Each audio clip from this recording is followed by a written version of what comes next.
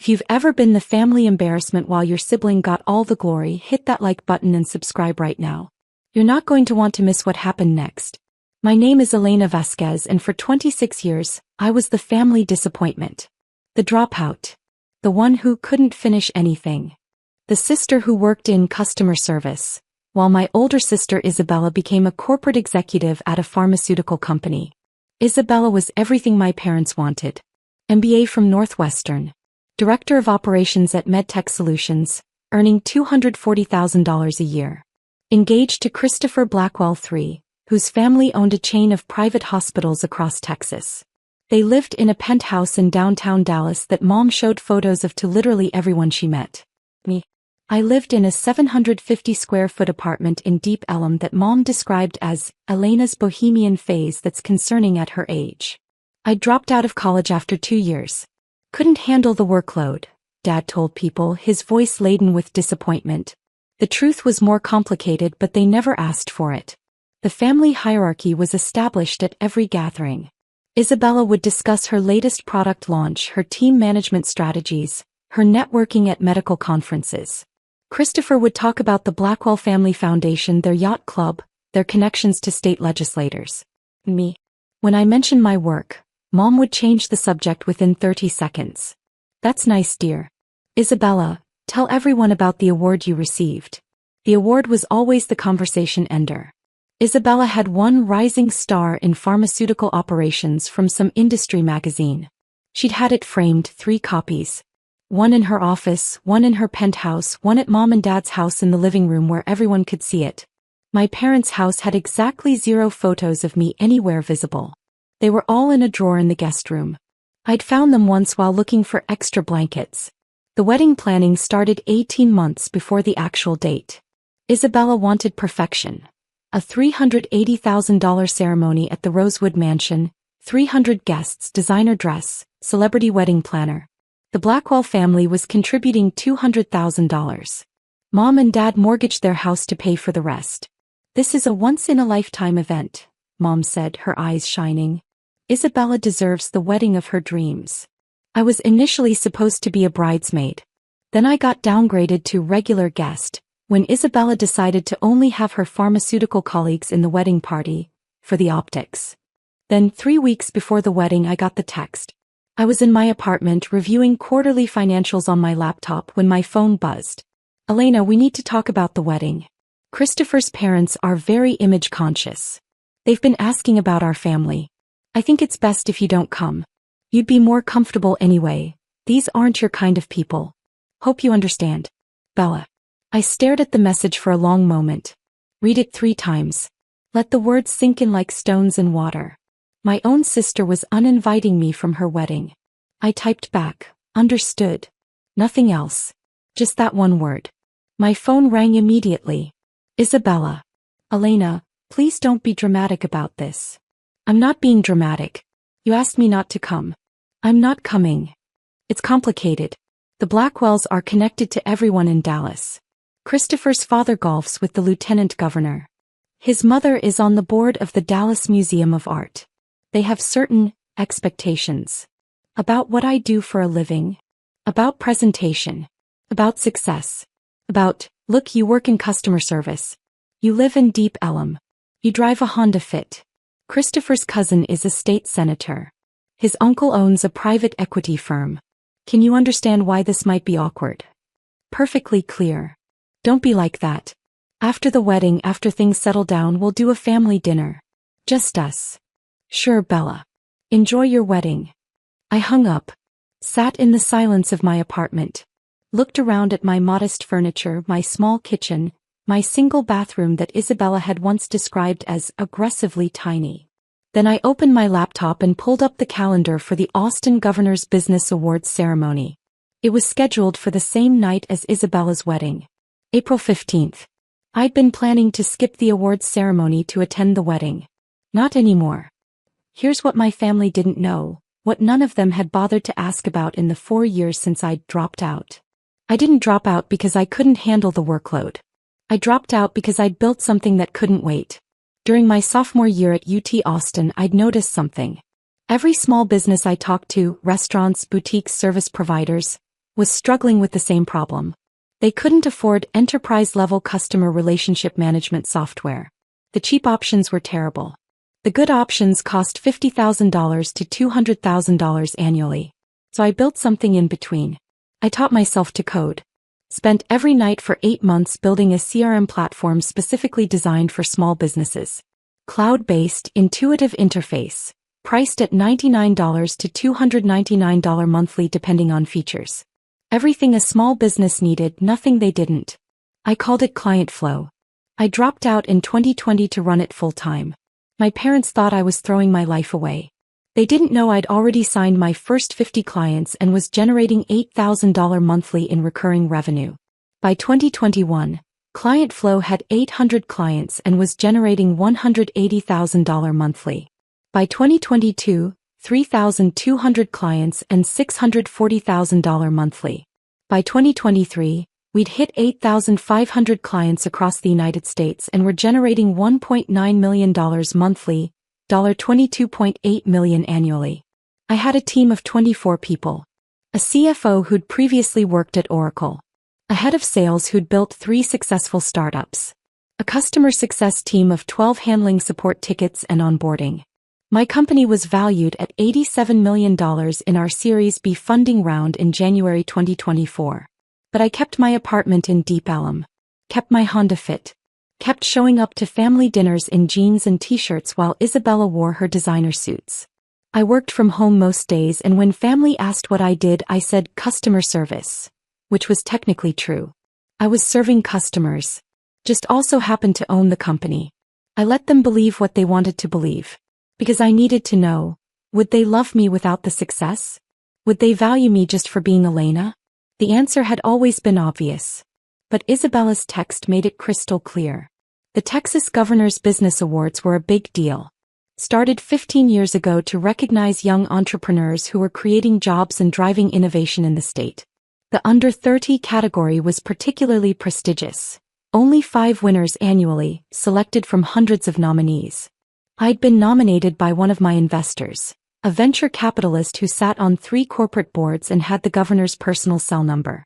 When I won, I'd initially planned to keep it quiet, attend the ceremony, accept the award, and let it fade into the background. But circumstances had changed. Drop a comment and let me know where you're watching from tonight. The awards ceremony was at the Four Seasons in Austin. Black tie, 500 attendees, live streamed on multiple platforms. Forbes was covering it. The Austin Business Journal had a full team there. Every major tech CEO in Texas would be in attendance. I bought a dress. Not just any dress. A custom Alexander McQueen in midnight blue that cost $8,000. Hair and makeup by the same team that handled Austin Fashion Week. Shoes that cost more than my monthly rent. When I looked in the mirror the night of the ceremony, I barely recognized myself. My date for the evening was Marcus Chin, CEO of a semiconductor company that had just gone public for $3.2 billion. We'd met at a founders conference in San Francisco and had stayed friends. When I told him about the situation with my sister, he'd immediately offered to attend with me. Family who dismisses you doesn't deserve you, he'd said simply. Let's make sure your success is impossible to ignore. The ceremony started at 7 p.m., exactly the same time as Isabella's wedding ceremony at the Rosewood Mansion, 200 miles north in Dallas. Governor Rebecca Martinez gave the opening remarks. The room was filled with power, CEOs, investors, politicians, journalists. I sat at a front table with Marcus, my CFO David, and 2 of my early investors. The Under 30 awards were the centerpiece of the evening. They announced the winners in reverse order, 5th place through 1st place with increasing fanfare for each. When they got to 1st place, Governor Martinez returned to the podium. Our final Under 30 award winner, she said, represents the kind of innovation Texas needs. In just 4 years, she's built a company that serves over 8,500 small businesses across America, creating 24 high-paying jobs right here in Austin, with revenue exceeding $22 million annually and a company valuation of $87 million. Photos of Client Flow appeared on the massive screens flanking the stage. Screenshots of our platform, testimonials from happy clients, graphs showing our explosive growth. She's a first-generation college student who dropped out to pursue her vision. She taught herself to code. She's disrupted an industry dominated by giants. And she's just 26 years old. The room was silent, hanging on every word. Please welcome to the stage, Elena Vasquez, founder and CEO of Client Flow. The room erupted in applause. I stood, Marcus squeezing my hand supportively. Walked to the stage in my $8,000 dress and $1,200 shoes. Shook hands with the governor of Texas. Governor Martinez handed me a crystal trophy. Heavy, substantial, impossibly more prestigious than Isabella's Industry Magazine award. Elena, the governor said into the microphone, tell us what drove you to build Client Flow. I took the microphone, looked out at 500 of the most powerful people in Texas business and spoke clearly. I built Client Flow because I saw small business owners being underserved. They needed tools to compete but couldn't afford them. I wanted to democratize access to technology that could transform their businesses. And you dropped out of college to do this? I did. It was the hardest decision of my life. My family didn't understand. They thought I was throwing away my future. I paused. Turns out I was building it. The room laughed and applauded. What advice would you give to young entrepreneurs whose families don't support them? Build it anyway, I said firmly. The people who truly love you will celebrate your success when they see it. And if they don't? Then you've built something even more important, your independence. More applause, louder this time. The governor posed with me for photos. Professional photographers captured the moment from every angle. The governor handing me the trophy, both of us smiling, the Client Flow logo on the screens behind us. Forbes posted the photos to social media within minutes. Tagged me, tagged Client Flow, tagged the governor. The caption read, Elena Vasquez, 26, receives the prestigious Governors Under 30 CEO Award for building an $87 million company that's revolutionizing small business technology. Hashtag Texas Tech, hashtag Women in Business, hashtag Under 30 Inch. The post went viral immediately. 50,000 likes in the first hour. Comments from business leaders, entrepreneurs, journalists. Shares from major tech accounts. While Isabella was saying her vows at the Rosewood Mansion, I was trending on social media. My phone started buzzing incessantly. I'd silenced it for the ceremony, but I could feel it vibrating in my clutch. Text after text after text. I ignored it. Focused on the evening. Networked with CEOs who wanted to talk about Client Flow's growth strategy. Spoke with journalists who wanted interviews. Posed for more photos with Marcus, with my team, with other award winners. At 10 p.m. during the reception I finally checked my phone. 127 unread messages. The first was from my college roommate. Elena. You're on Forbes. The governor. What the actual fuck? Then my former study group. You built an $87 million company? Then people I hadn't talked to in years, all variations of the same shock and congratulations. And then buried in the avalanche. Mom. That. Isabella. Mom's message was time-stamped 7:47 p.m. during Isabella's wedding reception. Elena, people are showing me photos of you with the governor? Is this real? Please call me. Dad's was time-stamped 8:15 p.m. We need to talk about what we're seeing online. Why didn't you tell us? Isabella's was time-stamped 9:03 p.m. My wedding guests are all on their phones looking at your Forbes feature. You did this on purpose. On my wedding day. How could you? I put my phone away without responding. Marcus noticed my expression. Family. Family. You okay? Better than okay, I said. For the first time in my life, I don't need their approval. The aftermath was spectacular. By midnight, the Forbes article had 200,000 shares. The photos of me with the governor were everywhere. Twitter, LinkedIn, Instagram, Facebook. Business publications were requesting interviews. Venture capital firms were emailing about Series C funding discussions. Client Flow's website traffic increased 847% overnight. We received 2,300 demo requests in 24 hours. Our sales team was overwhelmed. The Texas business community was small and interconnected. It took less than 48 hours for the news to reach Christopher's parents. Isabella called me Sunday afternoon, 2 days after her wedding. I was in my apartment, still in my Client Flow t-shirt and sweatpants, reviewing demo request prioritization with my sales team over Zoom. I let it ring. She called again. I declined the call. She texted, "We need to talk. Please." I replied. You uninvited me from your wedding because I'd embarrass you. What's left to talk about? I didn't know. You didn't know because you never asked. You assumed. Please, Elena. Christopher's parents saw the Forbes article. They're asking why you weren't at the wedding. They think we're in a fight. This is making us look bad. I stared at that message for a long moment. Then typed, not my problem. Enjoy your marriage. She didn't respond. Mom called an hour later. I answered mostly because I was curious. Elena Maria Vasquez, what is going on? Hi, Mom. Don't hi, Mom me. An $87 million company? The governor? Forbes? And you didn't tell us. You never asked what I actually did for work. You said customer service. I do customer service. I'm serving 8,500 customers.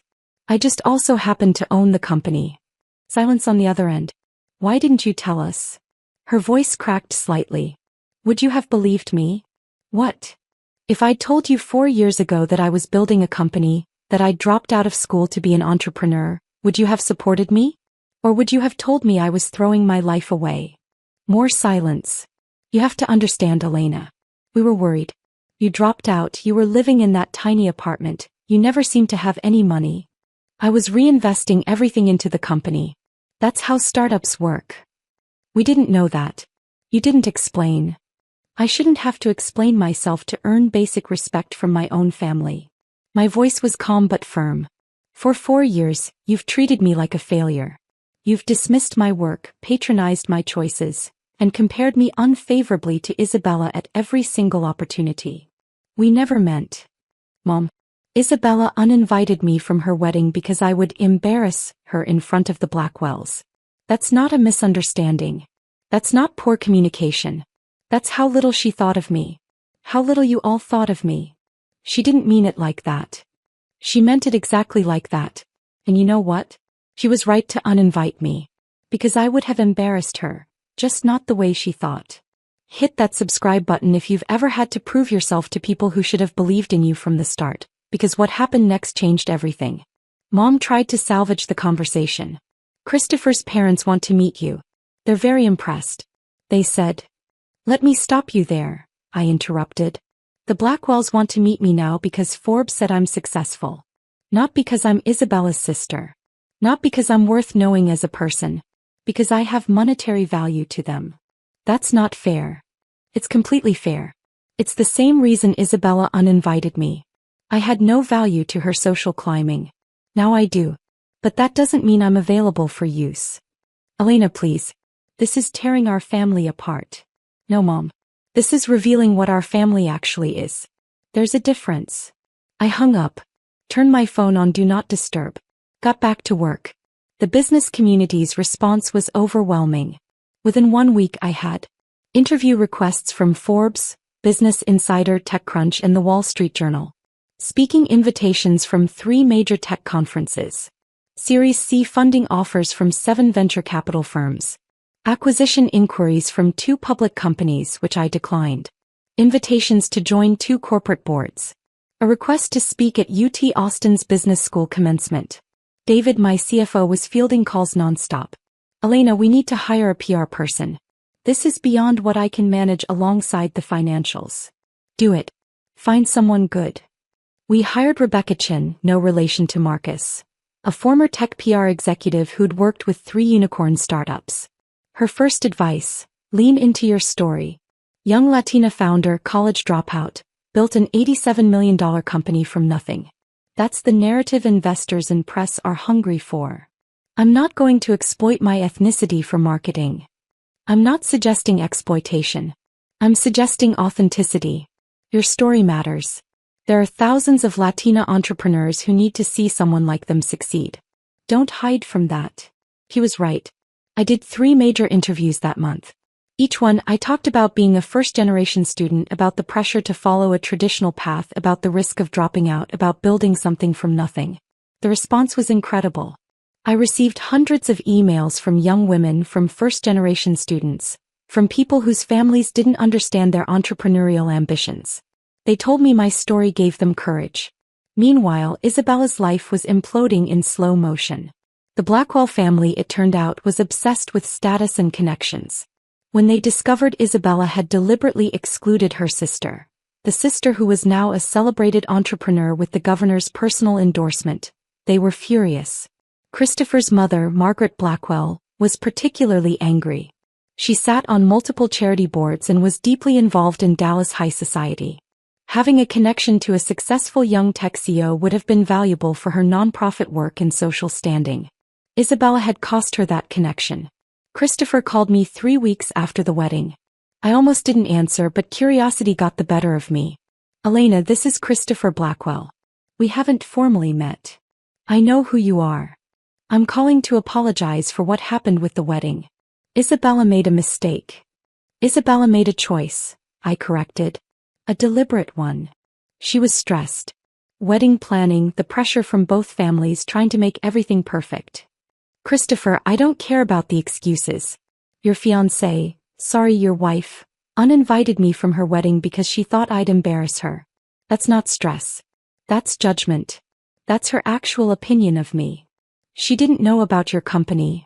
And that's precisely the problem. She never bothered to ask. None of them did. They saw what they wanted to see. A dropout, a failure, someone beneath them. Now I'm useful, so suddenly I matter. Silence on his end. My mother wants to invite you to lunch, he said finally. She's on the board of several charities that could benefit from technology solutions. She'd love to discuss potential partnerships with client flow. No. I'm sorry. I said no. I'm not interested in partnering with people who only value me for what I can do for them. Tell your mother I appreciate the interest, but client flow has other priorities. Elena, please be reasonable. I'm being perfectly reasonable. I'm running a business, not collecting social connections with people who dismissed me last month. I hung up. 10 minutes later, Isabella called. I let it go to voicemail. She called again. Voicemail. Voicemail. Finally, she texted, please talk to me. Christopher's family is furious. His mother is threatening to cut us off from the family foundation. She says I'm an embarrassment who doesn't understand the importance of family connections. Please. I stared at the message. The irony was so thick you could cut it with a knife. I replied, now you know how it feels to be called an embarrassment by your own family. Enjoy it. She tried calling 17 more times that day. I blocked her number. Mom showed up at my apartment the following Sunday. Just appeared at my door, which was bold considering I lived in a building with security and she didn't have the code. Someone must have let her in. Elena, we need to talk. Face to face. I considered closing the door. Instead, I let her in. My apartment suddenly felt smaller with her in it. She looked around, at my IKEA furniture, my small kitchen, my wall of photographs from my travels. Her expression was complicated, like she was seeing something that didn't compute. This is where you've been living? For 4 years. Yes. While you were building an $87 million company? While I was reinvesting every penny into growth. Yes. She sat down on my couch without being invited. Your father and I, we feel terrible. We didn't know. You didn't ask. You said you did customer service. I do. Just at a higher level than you assumed. I leaned against my kitchen counter. Mom, what do you want? Why are you here? I want to understand. Why didn't you tell us? I needed to know if you loved me without the success. If you'd value me just for being Elena. Your daughter. Not Elena the CEO, not Elena the award winner. Just Elena. Of course we love you. Do you? Because for 4 years, you've treated me like a disappointment. You've praised Isabella constantly while dismissing everything I did. You've introduced her as my daughter, the pharmaceutical executive, and me as my younger daughter who does various things. Her face crumpled slightly. I didn't realize. That's the problem. You didn't realize because you didn't care enough to look deeper. You saw what you wanted to see, a dropout who couldn't hack it in college. It never occurred to you that I might have left for a good reason. What was the reason? Really? I built something that couldn't wait. Every day I stayed in school was a day my competitors got ahead. I had clients willing to pay for my product. I had investors interested in funding me. I had a window of opportunity that would close if I didn't act. So you dropped out. So I dropped out. And you've held it against me ever since. She looked down at her hands. Your father mortgaged the house for Isabella's wedding. I know. We couldn't have done that for you. We're tapped out now. When you get married, if you want a big wedding. Mom, I don't want a big wedding. And if I did, I'd pay for it myself. I can afford it. I paused. That's not why I'm upset. I'm upset because you valued Isabella's happiness enough to mortgage your house, but you couldn't be bothered to understand what I was building. We didn't know there was anything to understand. Because you never asked. You never showed genuine interest in my life. You never wanted to know what I actually did every day. You just assumed I was failing and left it at that. The silence stretched between us like a canyon. What do you want from us, Elena? What would make this right? I want you to understand that you can't undo 4 years of dismissiveness with one conversation. I want you to recognize that your love felt conditional, dependent on me meeting your expectations of success. And I want you to understand that I don't need your validation anymore. I've built a life without it. You're our daughter. Am I? Because Isabella is the daughter you brag about. I'm the one you make excuses for. That's not, she stopped. Reconsidered. That was true. I can see that now. And I'm sorry. It was the first actual apology she'd offered. I need time, Mom. I need space to figure out what kind of relationship we can have going forward. One that's based on who I actually am, not who you wish I'd been. How much time? I don't know. Months. Maybe longer. She looked stricken. Isabella's marriage is already strained because of this. Christopher's family is furious with her. She's barely talking to us. And now you. Isabella's marriage is strained because she made a choice that backfired. That's not my responsibility to fix. She's your sister. She uninvited me from her wedding, Mom. He told me I'd embarrass her. That's not sisterly love. That's contempt. She's sorry. I'm sure she is. Sorry that it blew up in her face. Sorry that it's causing her social problems. But I don't think she's actually sorry for how she treated me. She's just sorry about the consequences. Mom stood up, her movements heavy. I should go. Yeah. At the door she turned back. Your father wants to see you. Will you consider having dinner with us? Eventually. Not yet. When? When I'm ready. When I trust that you want to see me, not just manage the situation. She left. I closed the door, leaned against it, and exhaled slowly. My phone buzzed. A text from Marcus. Saw your mom's car leaving your building. You okay? He'd been monitoring the situation, concerned about my family showing up unexpectedly. I'm okay. Standing my ground. Good. You deserve better. Don't settle for less. I smiled at the phone. Chosen family, I was learning, was often better than biological family. Over the next 3 months, the transformation was complete. Client Flow secured $32 million in Series C funding, valuing the company at $124 million. We hired 18 more people. Opened a second office in San Francisco. Signed partnerships with 3 major small business associations. I was invited to speak at South by Southwest about entrepreneurship and resilience. 5,000 people attended. Standing room only. The Wall Street Journal did a feature profile. Elena Vasquez, the dropout who built an empire while her family wasn't looking. The article detailed everything. The family dynamics, Isabella's wedding, the governor's award timing. It was honest and unflinching. My PR person had advised against being so candid, but I insisted. People need to know the real story, I'd said. Not the sanitized version. The response was overwhelming. Thousands of people shared their own stories of family dismissal, of being underestimated, of having to prove themselves to people who should have believed in them from the start. Isabella's marriage, meanwhile, was crumbling. The Blackwell family had made it clear. She'd embarrassed them by excluding me. Margaret Blackwell had explicitly told her that family connections matter more than you realized, and you burned one of the most valuable ones. Christopher was caught between his wife and his family. The stress was destroying their relationship. Isabella sent me a letter in July, handwritten, 8 pages. It arrived at my apartment via certified mail. In it she detailed her regrets. How the wedding planning had consumed her, how desperate she'd been to impress the Blackwells, how she'd convinced herself that excluding me was protecting me from an uncomfortable situation rather than protecting herself from embarrassment. I was wrong, she wrote. I was cruel. I was so focused on impressing people who didn't matter that I destroyed my relationship with someone who should have mattered most. I don't expect forgiveness. I don't deserve it. But I need you to know I see what I did. I see what I destroyed. And I'm sorry. I read the letter 3 times. Sat with it for a week. Thought about what kind of relationship, if any, I wanted with her going forward. Eventually I wrote back. 1 page. I appreciate your apology. I believe you're sorry. But sorry doesn't undo the damage or rebuild trust. I need time to determine if we can have a relationship that's based on mutual respect, not just guilt and obligation. Maybe someday we can get there. Not today. I didn't hear from her again for months. In September, 6 months after the awards ceremony, I bought a house.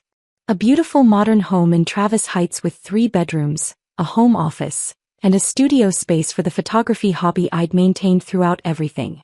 Floor-to-ceiling windows, a view of downtown Austin, 2,800 square feet of peace and light. Cost $1.4 million. I paid cash. My parents found out through Facebook. I'd posted a photo with the caption, "New chapter," showing my living room view. Dad called. We hadn't spoken since the awards ceremony aftermath. "Elena, can we talk?" "We're talking. I mean really talk. In person." "Why?" "Because I owe you an apology. A real one. And I can't do it over the phone." Something in his voice was different. Smaller maybe. More honest. "Hey, coffee. Public place. 1 hour. Thank you." We met at a cafe in South Congress. Dad showed up looking older than I remembered, wearing jeans and a polo instead of his usual business casual. He ordered coffee, waited until we sat down, and then said something I'd never heard from him before. "I failed you." I said nothing. Let him continue. "I projected my own fears onto you. I built my business the traditional way, college, MBA, corporate job, then entrepreneurship. When you dropped out, I saw it as recklessness, as failure, as you throwing away opportunities I'd worked so hard to give you. I didn't throw anything away. I know that now. But I didn't know it then. And instead of asking, instead of trusting you, I judged you." His hands gripped his coffee cup. "Your mother and I both did.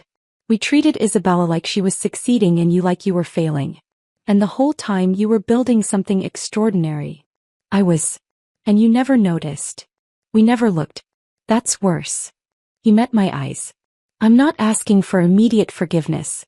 I'm not asking you to forget 4 years of disappointment and dismissiveness. I'm just asking for a chance to build something new. A relationship based on who you actually are, not who I thought you should be." That's exactly what I told Mom. She told me. She said you needed time and space. I'm here to say, take all the time you need. But please don't close the door completely. Leave it open a crack. Let me prove I can do better. I studied him. Looked for signs of manipulation, of self-interest. Found only genuine regret. "Okay," I said finally. 1 coffee every month. Just like this. Public place, 1 hour. We get to know each other. Really know each other. No assumptions, no judgments. I'll take it. We've been meeting monthly since then. Slowly, carefully, we're building something that might eventually resemble a healthy father-daughter relationship. It's not what either of us imagined, but it's honest. If you've ever had to walk away to save yourself, tell me your story in the comments. Does any of this feel familiar? What would you have done? Isabella and Christopher separated in December, 8 months after their $380,000 wedding. The marriage lasted less than a year. The Blackwell family's pressure, combined with Christopher's resentment of Isabella's strategic error, made the relationship unsustainable. Isabella moved back in with our parents. She's in therapy now, working through her role in the family dynamics and her own choices. We've exchanged a few texts, brief, cordial, nothing substantial. I'm not ready for more than that. Maybe someday. Mom and I have coffee occasionally. The relationship is careful, bounded, but improving. She's making an effort to understand my work, to ask genuine questions, to listen instead of judge. Client flow hit $42 million in annual revenue last quarter. We're on track for $50 million this year. The company is thriving, growing, succeeding beyond my original projections. But the real success isn't the money or the valuation or the awards. The real success is knowing my worth independent of their approval. Building a life that's authentically mine. Surrounding myself with people who saw my value from the beginning. Marcus, David, my team, my real friends. Last month I was invited to speak at UT Austin's business school, the school I'd dropped out of 6 years ago. 500 students attended. The dean introduced me as one of our most successful entrepreneurs, who had the courage to leave before we finished teaching her. The room laughed. I smiled. During the Q&A, a young woman raised her hand. How did you handle your family not supporting you? I thought about Isabella's text. About mom's dismissiveness. About dad's disappointment. About 4 years of being treated like a failure while building an empire. I built it anyway, I said simply. The people who truly love you will celebrate your success when they see it. And if they don't? Then you've built something even more important than a company. You've built your independence. The room erupted in applause. After the speech, dozens of students wanted to talk, to share their own stories of unsupportive families, to ask advice about taking risks their parents didn't understand. I stayed for 2 hours talking to each one, sharing what I'd learned. Because here's the truth they don't tell you about success. It's not about proving yourself to people who doubted you. It's about building something so authentic, so true to yourself, that their doubt becomes irrelevant. Isabella thought I'd embarrass her at her wedding. In a way she was right. Just not the way she imagined. While she was performing for the Blackwells, I was receiving recognition from the governor.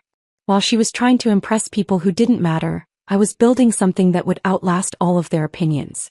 The greatest revenge isn't proving them wrong. It's building a life so fulfilling that their approval becomes unnecessary. I'm 28 now. Client flow is valued at $124 million in climbing. I own a beautiful home. I have genuine friendships. I'm building relationships with my parents based on honesty instead of performance. And Isabella? She's figuring out who she is without the Blackwell family approval, without her executive title she quit after the separation, without the validation she'd built her identity around. Maybe she'll find herself. Maybe we'll eventually rebuild our relationship. Maybe not. Either way I'm okay. Because I learned the most important lesson of all. Your worth doesn't come from family approval or societal validation or impressive titles. Your worth comes from building something true, something yours, something that reflects who you actually are.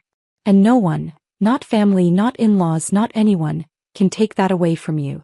The trophy from the governor sits on my desk. Not because it proves anything to anyone else, but because it reminds me, I built this. On my own terms. Without permission. Without approval. And it was worth every single second of being underestimated.